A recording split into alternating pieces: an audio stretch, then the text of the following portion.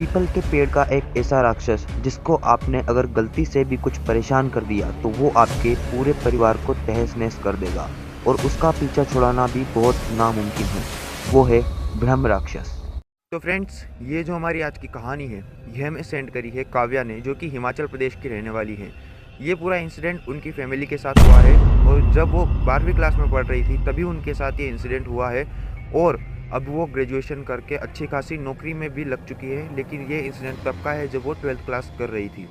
तो ये पूरा इंसिडेंट उनकी फैमिली के साथ हुआ है और उनके फादर के साथ खासकर ये पूरा इंसिडेंट हुआ है, क्योंकि इस इंसिडेंट से उनके फादर के ऊपर ही सबसे ज़्यादा इफेक्ट पड़ा है। जानते हैं आज की इस वीडियो में पूरा इंसिडेंट जो कि ब्रह्म राक्षस से रिलेटेड है। तो अब ये वीडियो शुरू होती है।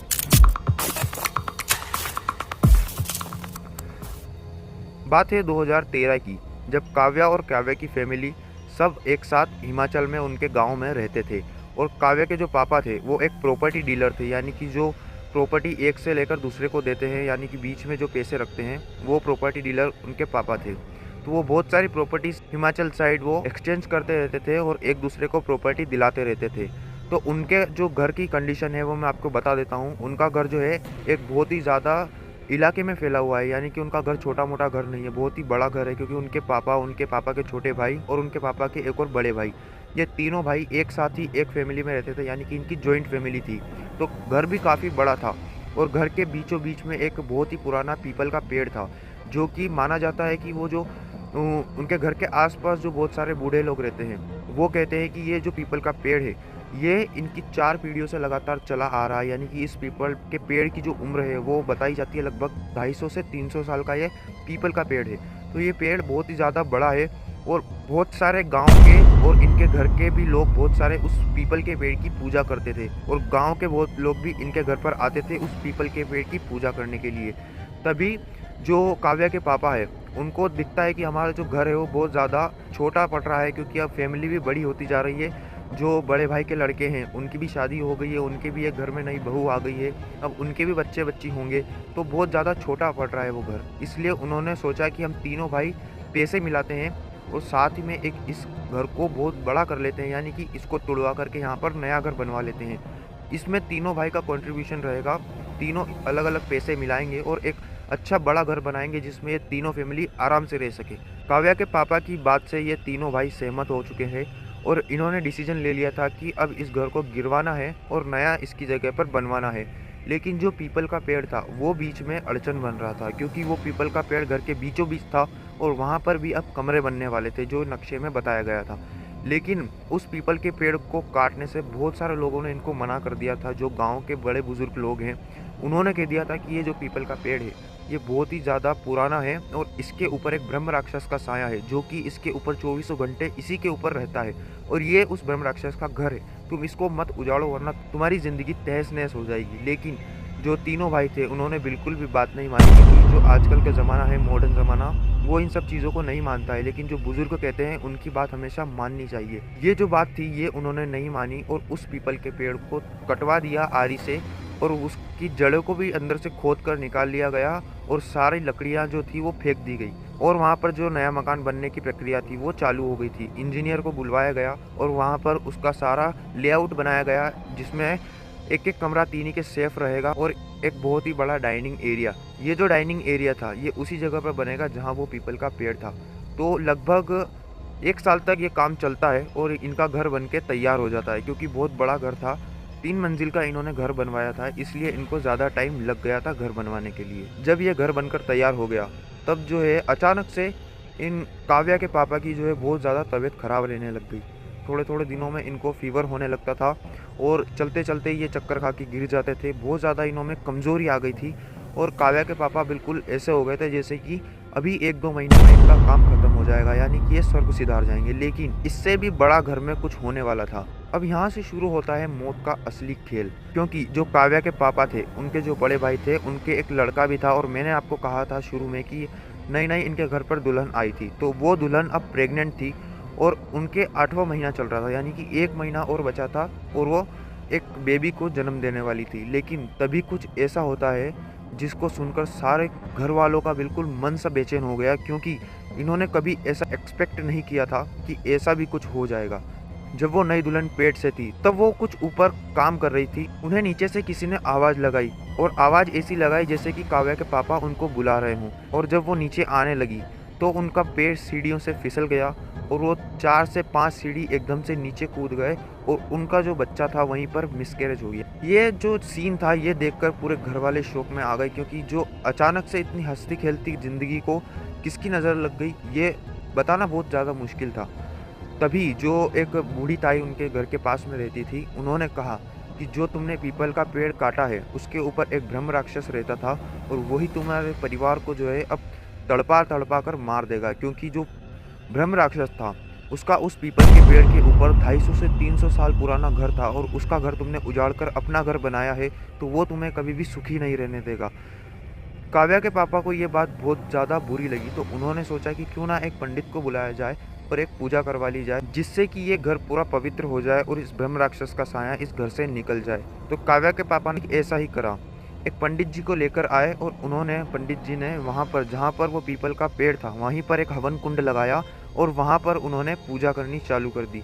लगभग 3 घंटे तक वो हवन चला और उसके बाद पंडित जी ने कह दिया कि जो अब ब्रह्म राक्षस है उसका साया आपके परिवार से उतर गया है और अब आप बिल्कुल सेफ हो। लेकिन यहीं से सिचुएशन और ज़्यादा बिगड़ती जाती है, क्योंकि जो पंडित जी ने पूजा करी थी उसके 8 से 10 दिन तक तो बिल्कुल ठीक रहा, बिल्कुल कुछ भी नहीं हुआ, घर में बिल्कुल शांति रही। लेकिन 8वें-10वें दिन ही जो काव्या के पापा थे उनको वो ब्रह्म राक्षस सपने में दिखने लगा।